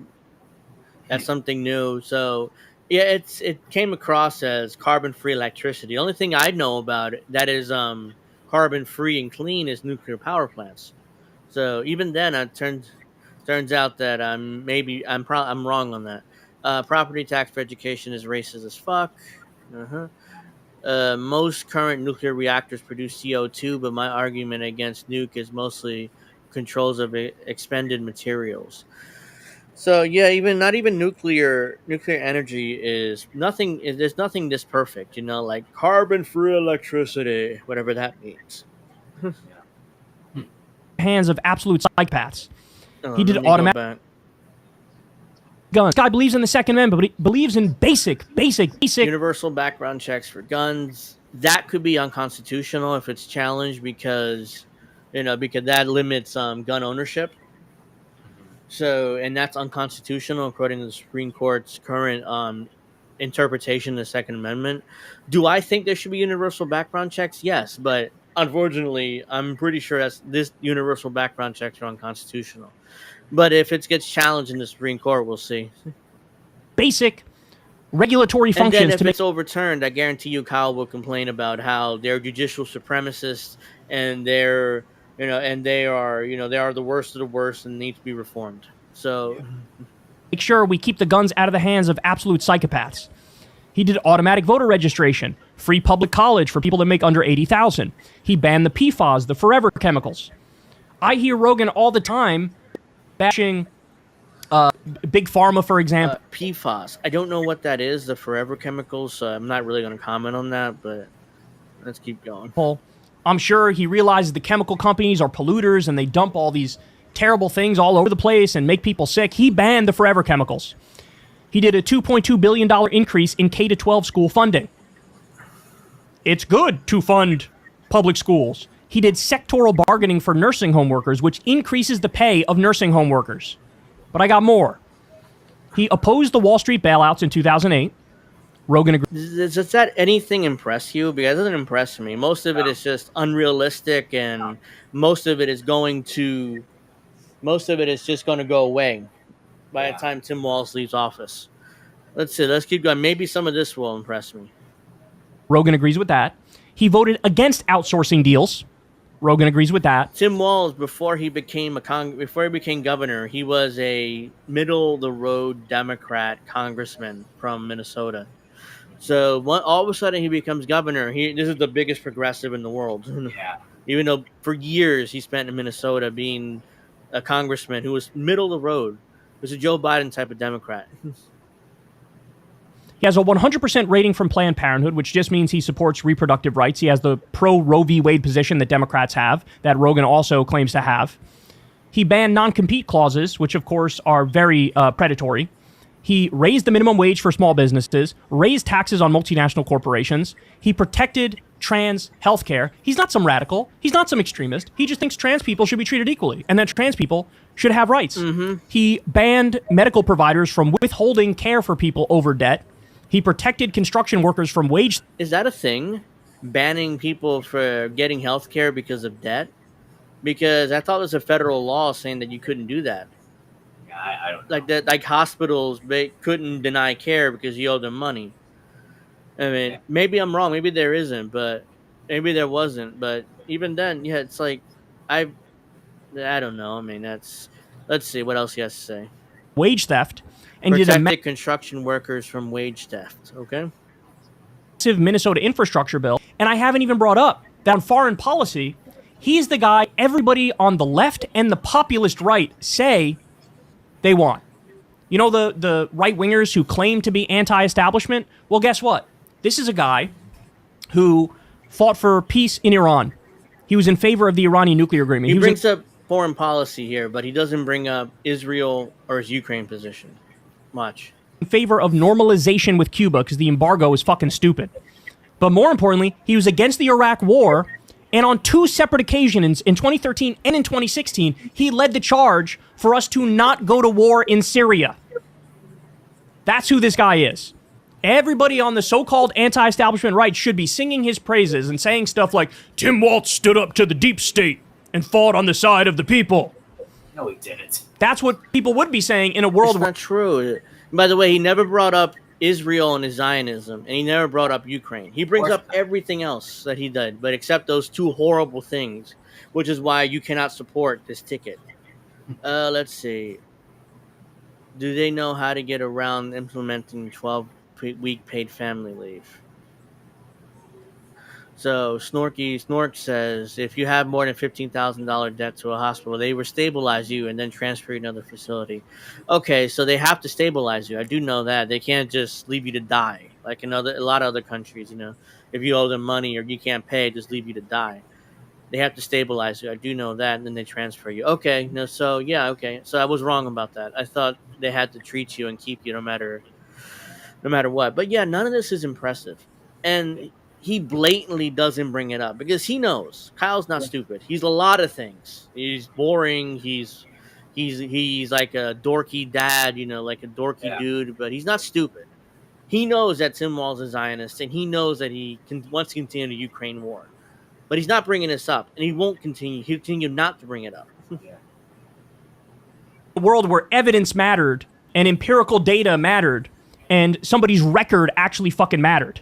That's what people would be saying about Tim Walz. But we live in the dumbest possible age where everybody is brain poisoned by the internet and they see some dumbass headline about Tampon Tim or whatever the fuck.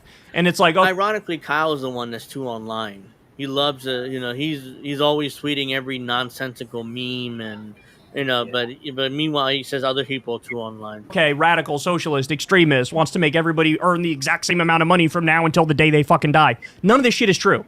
None of it is true. It's all desperate, pathetic, over-the-top smears against one of the politicians in America who actually does the right thing. He didn't just say, I support all these things. He delivered on all these things, both as a congressperson, but then more importantly, as governor. Not as a congressperson. He was a Joe Biden centrist, very much, as a congressperson. You want to say governor? Fine. But a lot of those policies are unrealistic or will go away because everybody's taxes are going up in Minnesota in order to fund these things. And how long that will last before voters say, fuck this, get rid of all these things because it's way too expensive. And it's cost me way too much in taxes. Governor of Minnesota. He's literally one of the best politicians in the entire country. And there it is. He's just hero worshiping Tim Walz. There it is. And that's the number one thing that pisses me off.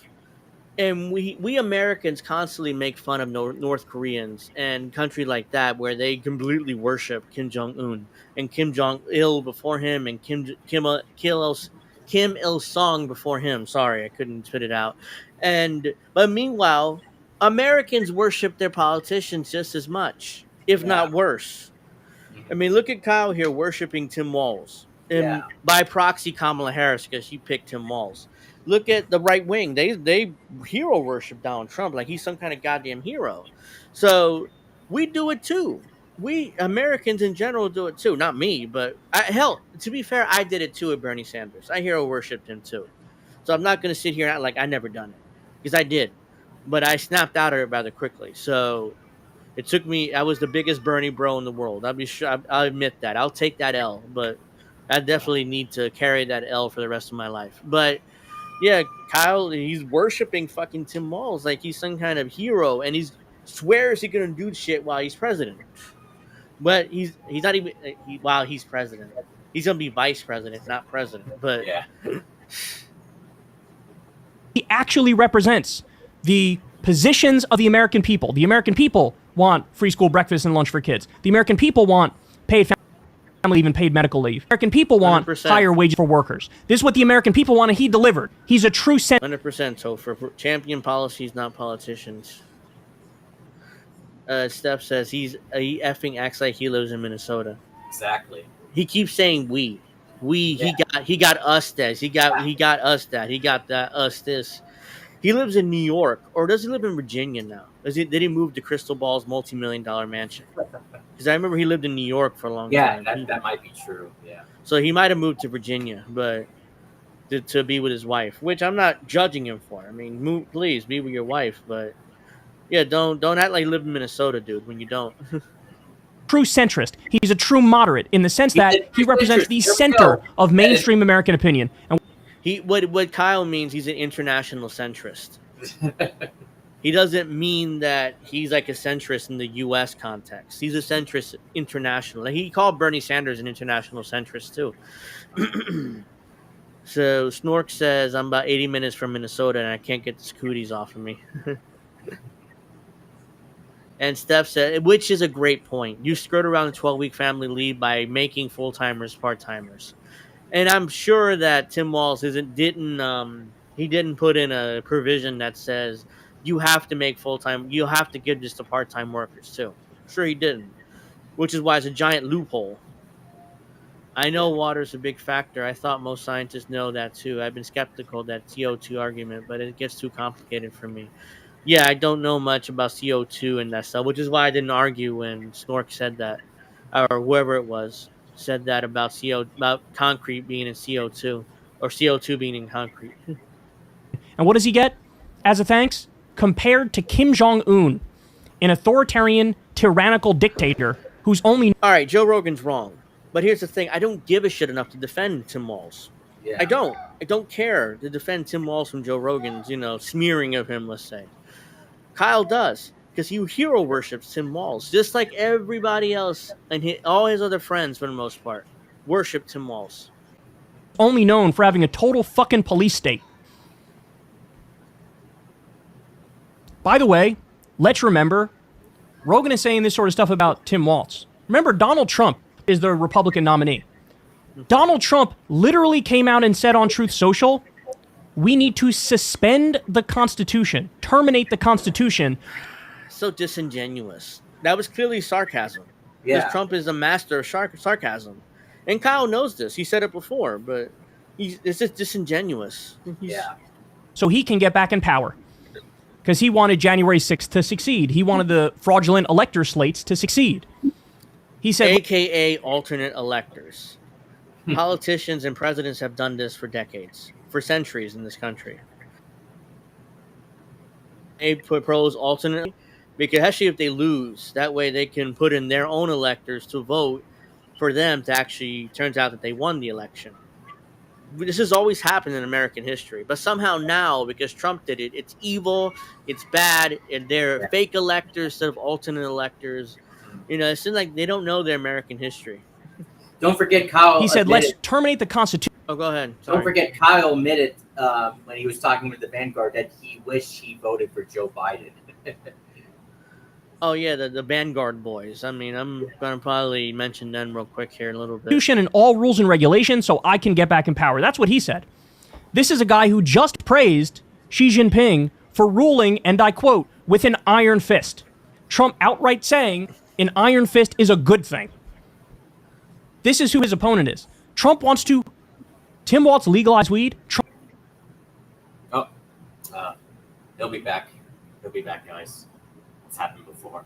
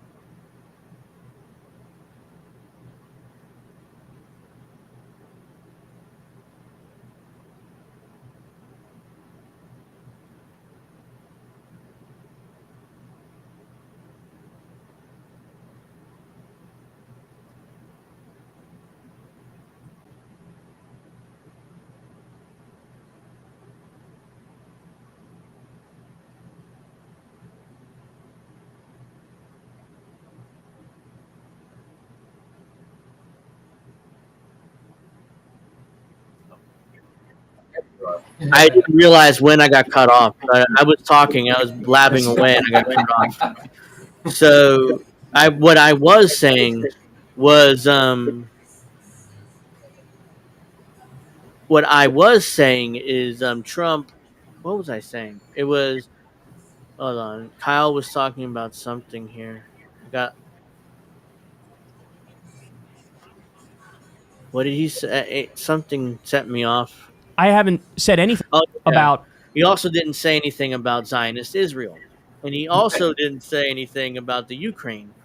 He also didn't say, there's so many things Kyle's leaving out, and I know he's leaving it out. One of the things, Topher, I think it's Topher. He's brought up that Walz, where is it? Say he set up a snitch line during COVID. So Kyle, yes, he did. Yeah. Yes, he did. Yes, he did. He definitely set up a snitch line, which is another thing. He's definitely that was a chat I was talking about. He was he's a Zionist. And he's also an authoritarian, Tim Walz. And then Kyle acts like he isn't. About his incredibly restrictive perspective on social freedoms. Tim Walz talks about freedom all the time. What did Trump do? He picked J.D. Vance, guy who said, I want to ban... Except for the snitch line COVID, which Kyle didn't mention too as well. It's another thing that we just discussed. That's not freedom. That's the opposite of freedom. It just is. You can whine about it all you want, but that's the opposite of freedom. Yeah. And also the mask mandates and also all the other stuff that liberals loved at the time. Oh, and by the way, because I'm on YouTube, make sure you get your vaccine. All your vaccines, get them all, because they're all great and they all work, according to your medical experts. And I'm scheduled next week for my appointment for my booster. Make sure you got all your boosters, too, by the way. Yeah. And porn. A guy who said, I want to outright ban all abortion. Their Project 2025 is a total giveaway to fucking billionaires. Screws over working people. In Project 2025, they ban stuff like overtime pay for workers. So again, I'm not sitting here. I don't want to sit here and make comparisons to authoritarian dictators or Kim Jong-un. But if you're going to make a comparison, it way, way more fits on Trump than it does on Tim Walz. It's not even fucking close. Yeah, Steph says he's also a pussy when it came to fighting the military. Kyle likes authoritarians. Look at his wife. So, yeah, I mean, he likes left-wing authoritarianism. That's what he likes. Like Tim Walz, like the Tim Walz snitch line on COVID. He's fine with that. And the reason why I know he's lying is he did it before. He did it with Marianne Williamson. He complained about an article that Politico put out about how Marianne Williamson is a psycho. And that, she fires her staff and drives them to quit and cry and stuff. And he says, a lie, she would never do that. It turns out she has a history of doing this because back in 1992, People's Magazine wrote an article about her saying the same exact thing. And Kyle hid that from his audience and lied about it. So, there's a little bit more. So, swing and a miss to say the least, man. It's a real shame. It's a real shame because, again, Joe supported Bernie Sanders. All of the things he liked in Bernie Sanders are there in Tim Walz. The only difference is... And he supported Tulsi Gabbard. I think he supported Tulsi more than he did Bernie. So Kyle won't believe that as well. Yeah, he did in 2016. He said that he liked Bernie. Yeah, and then by 2020, he kind of switched over to Tulsi, even though he said he still liked Bernie. So, Tim Walz is actually better at the game of politics, better at PR and marketing and strategy. What does that mean? Better at the game of politics? That means better at lying. That's what that means. He's better at the game of politics. Bernie was too honest, ladies, and that's what Kyle is saying. He's too honest. He didn't have charisma. He was too honest about his policies, which is why he lost. Tim Walz wouldn't lose because he's good at lying and he has some charisma. And giving stump speeches. Bernie would only talk about the policies, which is beautiful in one sense, but in another sense, it's like sometimes you got to have some fun. Sometimes you got to play the game. Sometimes you have to give people something that can go viral, something that's cutesy and has humor to it. And that's Tim Walz. All the good parts of Bernie's policies, plus better at politics. And what does he get for When it? he says better at politics, again, he's mean better at lying and better at bullshitting people. That's what he means. But yeah, this is, this enough of this for now. Well, But so before we move on, I just want to play. It was a video it's a video that I made from a Do Diswin's video. They were talking about progressive falling in line. I made a edit when they were talking about Kyle Kalinske. I'll share. as long as no music, it's fine. No, there's no music. Okay. I'll share the screen in a second. Let me just bring up the video. Yeah, you can share your screen. Kyle Kalinske. Okay, so let me just share the screen. Let's see.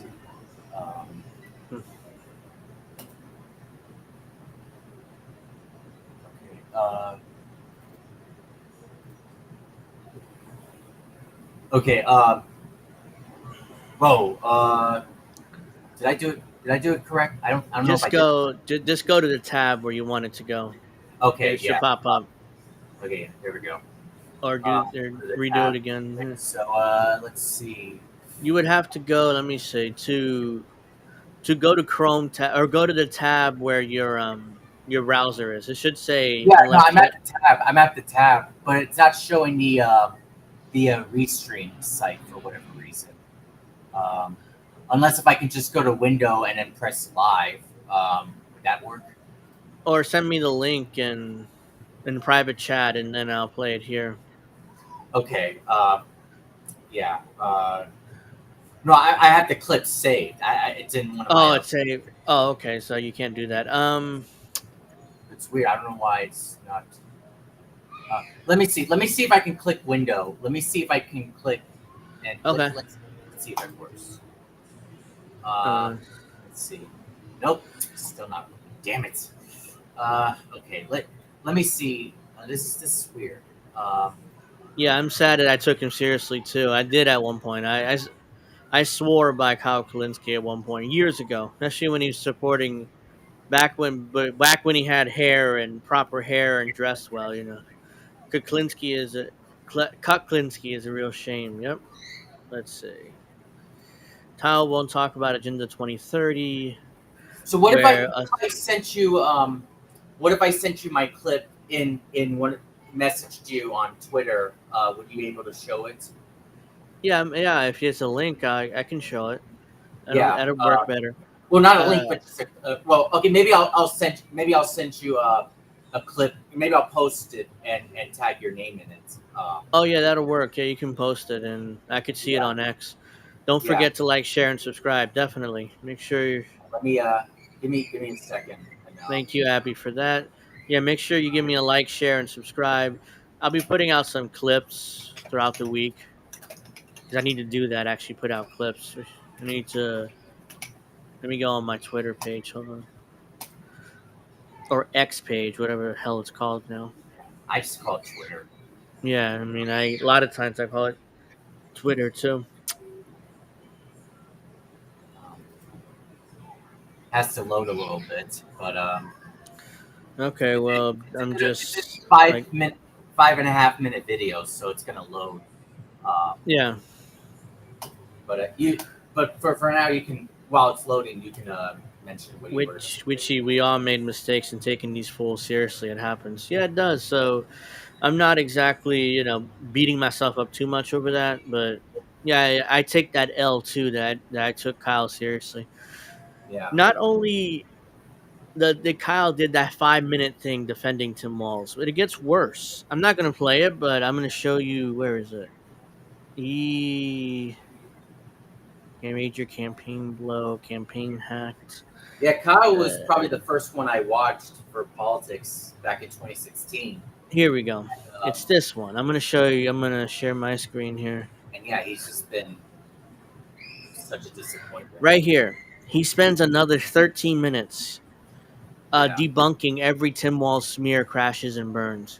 Like, he literally spends another 13 Look at that. minutes. Kamala dropped stunning new border ad. What the fuck? He definitely defends Kamala Harris on that ad. I've watched a bunch of this. I haven't watched him in months, but I started watching it. I knew that I was going to cover the PMC media being completely in the tank of Kamala. Defends Kamala Harris on the border. He basically says, nuts? he basically claims, he basically is going to claim in that video, well, I don't agree with her policy proposals, but it is good politics because most Americans want, a stronger border. So this is the video I was talking about here. It's like every Tim Walz smear crashes and burns. And I want to focus on one thing in particular. Because, yeah, he talks about, where is it? The military smear. Oh shit, my battery's dying. But yeah, I'm gonna have to wrap up in a few. So, but yeah, he says, yeah, I have enough where I can finish up, but I'm just so just send me that clip when you have it. Where is it? It's halfway done. Okay. Well, I still have a few more minutes. Oh wait, actually, it's just about. I think it's just about finished. Okay. There's the military, alleged military smear. Again, I got to sit back because I know that I'm cracking. All right, I just tagged you and I sent you the clip. Okay, no, they get rid of that because that's not that important, anyways. Let's see. Snorky says I worked very hard for Bernie. I did too. We all did here for the most part in this space. All right, let me see. Yeah. So let's see. Let's play this, and we'll probably wrap up here. Do Dissidents. By the way, go like and subscribe to them because they're great. They're. Whoops. Let me try to actually share my screen. Again, I always don't share my screen, and then. All right, here we go. Sorry about that. Now let's play the shit. Yeah. By the way, like and subscribe to Do Dissidents. They have good stuff there. Linsky. August 6th, right after the Walz announcement. Let's fucking go. Hey, let's you didn't fucking mention go. my queen, Marianne. No, he didn't. Kamala objectively made the best possible pick. Look at that policy dog. We're so back. Policy record here. The universe. Yeah, Steph says that Jimmy went live. He starts blowing Trump him out. He has Alex Jones and Kid set the show. Yeah, I know Kid didn't do his live stream today, his Patreon stream and whatever, because he was going to the show. Yeah, right. Yeah, shove a tampon up your ass. Free school meal, legal weed, carbon-free electricity, tax rebates, paid family leave, paid sick leave, banned conversion therapy, red flag laws for guns. This is the liberal wish list. Horrible, says Kyle Kalinsky. Oh, just yesterday we were on board. Now you put us through this. Yep. All she had to do was say, I hear you. When I'm president, we'll have a permanent ceasefire. We're going to stop the war and bring peace. At least half of Democrats think Israel is committing a genocide. Act like it. Translation, why couldn't you just bullshit? Yep. Why couldn't you just bullshit? That's exactly what that's the translation that Kyle always said. Why don't you do a better job of bullshitting? That's why I can keep bullshitting my viewers. Yep. Right? And as many people keep on pointing out, well, you're the vice president now. Right. Why you do it now? She's stealing, Trump's idea about the tips. I got to look into whether this is true. There's been a meme going around that she was the deciding vote on empowering the IRS to go after tips. I have to look into whether that's true. But at the very least, hey, man, you think it's such a good idea. Why don't you do it now? Why do people have to wait? Do these things now. Why don't you do a ceasefire now? And we, as we saw in our last show, literally the same day that she said they're working around the clock for a ceasefire, they committed to another $3.5 billion in aid to Israel, military aid. Kamala's shocking after new Gaza protests. So Kyle came out and made a video reacting to this. We're going to play a little bit of this. Well, I respect your voices, but we are here to now talk about this race in 2024. Okay, so I have a lot of thoughts. First of all, let's state the obvious. That is so much better than what she did the first time. So much. I mean, that was so much better, guys. A breath of fresh air compared to her first reaction, where she basically accused the people of... So much better. I love it. It's so much better, man. It's like so great. I get to lie to you guys some more. I get to, make more money because I support Kamala. I can now bullshit you better. Wanting Trump to win and said, yeah, if you want Trump to win, then go Much ahead better and keep bullshit protesting this for time. Gaza. It's Much like, smoother line of bullshit. Jesus Christ, that's dark. That's such a dark reaction. That's so mean. So this is That's so mean. Look, I'm let a me- nice guy. I'm not a mean guy. You just have to say it. Right, you just have to be nice. You have to say it nicely. You can't be mean. I'm not mean. My brand is nice. Don't be mean. Be nice. You don't have to mean it, but be nice. Let me speak to that real quick. I know you guys are concerned about this. I am too. Yeah, we got to get a ceasefire. We got to get a ceasefire. Oh, we got to yeah. bring the hostage. No. That's what they're going to do. Yeah, definitely. That's the right Yes. reaction. They're gonna bring That's a the right ceasefire. reaction. The Yeah. one part I didn't like is that he said, "Oh, me and the president have been working on this," and it's like, Joe Biden is not interested in a ceasefire. Oh, so And the, neither is Kamala. the one part I didn't like is that it's total bullshit. She is. So the She is. one part I didn't like about this is that she says we've been working on a ceasefire when it's clear the president is not determined to get a ceasefire. So everything was great except for the fact that she was full of shit. In fact, except for the fact that she was full of garbage, it was great. It was perfect. Then the question remains about Kamala. When she says we need a ceasefire and we need to bring the hostages home, does she mean it in the Biden way of ceasefire? Or does she mean it in the sincere pro-Palestine protester way of ceasefire? What? And look, that's yet to be seen. Okay, well, if that's yet to be seen, That then is how Why did you on support earth him? could you Or support her? her candidacy? If you don't know what she means by ceasefire, how on earth could you be shilling for her this hard because of fucking Tim Walz? It such a makes no fantastic sense. moron. It makes no sense if you get. You're such a fantastic moron. I love Norman Finkelstein. He's great. But oh yeah, I mean, I'm gonna finish off this clip real quick and then we'll wrap up. But yes, tomorrow we'll be back for Pro Wrestling Talk at 8 Eastern, 5 Pacific. So look forward to that. We have a lot to talk about since we were out last week because Steph had a graduation party to attend. You give a shit. What are you talking about? Yeah, we don't know what she means by that. Okay, so you don't know what you mean by that, then stop supporting her. Stop supporting. It's that simple. He won't. How He you needs the can money. make a living as a so-called progressive political commentator and be wooed back into supporting Kamala Harris because Tim Walz passed free school lunch. Come on, man. That is a bunch of fucking bullshit. That's just fucking bullshit. And you know it's bullshit. I know you know. I believe these people see these images and they feel pain. I believe that's why Kyle endorsed Jill Stein to begin with. What do you think? He wanted to do that? It was too much at one point. Why is it not too much anymore? Why? You're really going to fall for this fucking Tim Walz bullshit? I mean, are you serious? Are you serious? This inspired my meme. That says it all right there. Progressive. Says it all right there. And that goes back to the very beginning when Greenwald says online left liberals already extracted all the value there is to get from feigning anger over Gaza. Well, it sure seems that way. They're going to profit They massively. exactly fortified their radical brand, profited from traffic. Exactly. Yep.